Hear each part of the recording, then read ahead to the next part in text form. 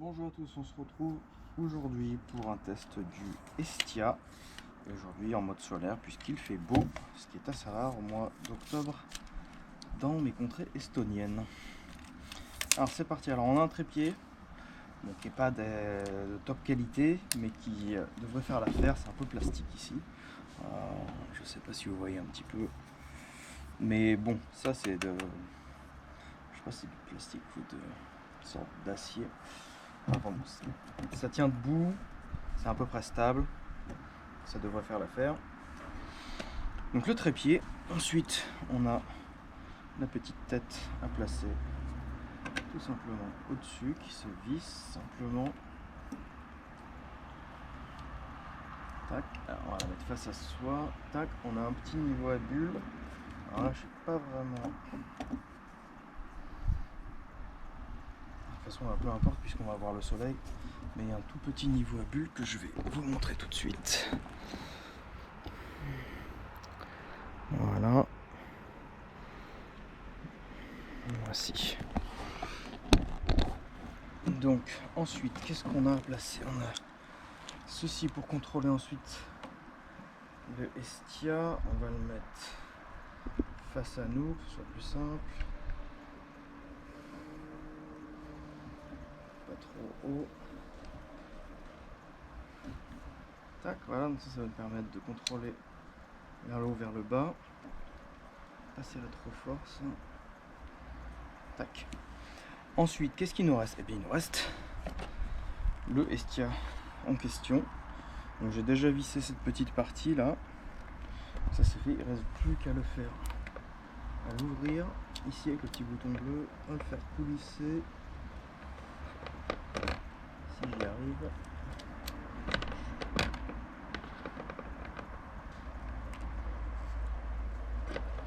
En fait, même pas besoin de le placer. En fait, une fois que vous avez relâché ça, c'est bon. Et vous serrez avec la petite molette sur la droite. Pas la peine de trop serrer. Et voici. Qu'est-ce qu'il nous reste? Des petits accessoires. Alors ça, c'est pour caler votre smartphone sur le Estia. Tac. Vous pouvez ensuite mettre votre téléphone ici. Et ça, c'est pour cacher l'ombre, tout simplement. Rien d'exceptionnel. Qu'est-ce qu'il ne reste? Pas grand chose. Le filtre solaire, je l'ai déjà placé. Il est là. Il était dans sa petite boîte. Filtre solaire. Voilà. Et c'est à peu près tout. Nous sommes prêts. Ce qu'il faut maintenant, c'est placer le téléphone.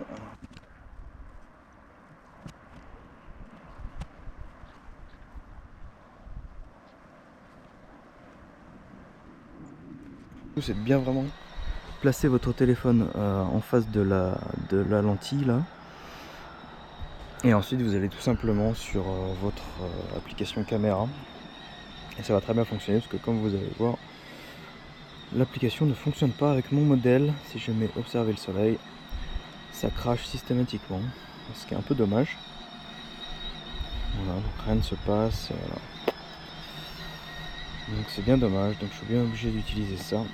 Bon alors ça marche aussi bien, hein. En fait l'application ne fait qu'utiliser votre application caméra, donc ça ne change pas grand chose au résultat.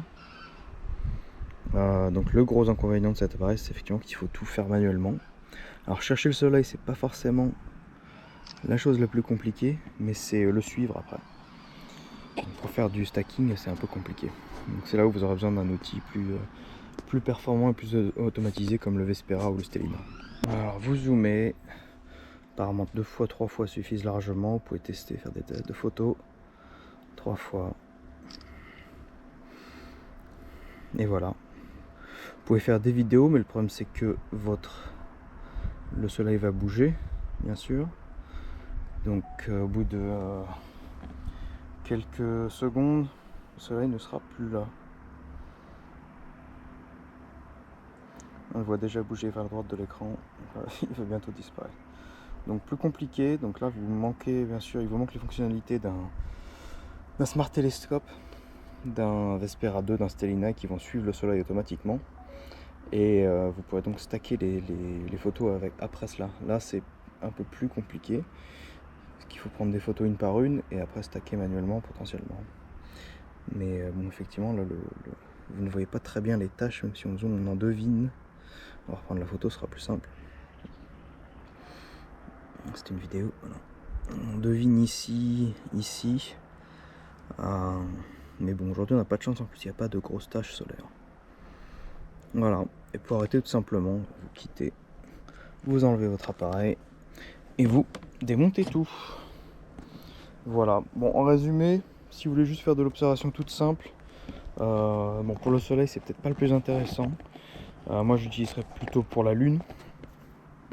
Faudra que je fasse un test un soir. Et le ciel profond, ça semble compliqué étant donné la sensibilité pour bouger.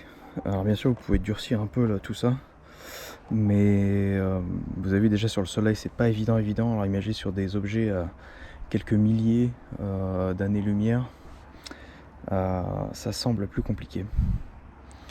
Mais j'essaie de faire un test également sur Orion qui semble être la cible la plus simple, et la Lune qui à mon avis, le STIA est plus destiné à regarder la Lune que le soleil, même si le soleil donne des résultats corrects. Mais bon, aujourd'hui malheureusement pas de chance, peu de taches solaires. Voilà. Si vous voulez quelque chose de plus poussé, à mon avis, passez plutôt sur un Vespera 2 ou chez la concurrence tout simplement un Seastar S30, S50 qui vous permettront également de voir d'autres objets et à un prix en fait pas si éloigné que ça. Le Seastar S30 notamment, même si STIA a baissé ses prix récemment. Ça peut éventuellement être une entrée pour vous dans le monde de l'observation des smart télescopes. Commencez par le STIA.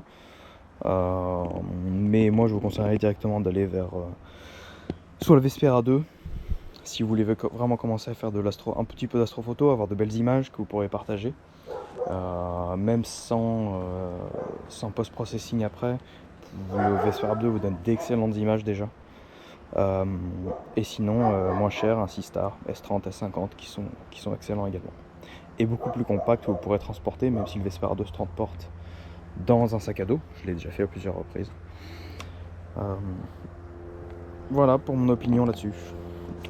À une prochaine.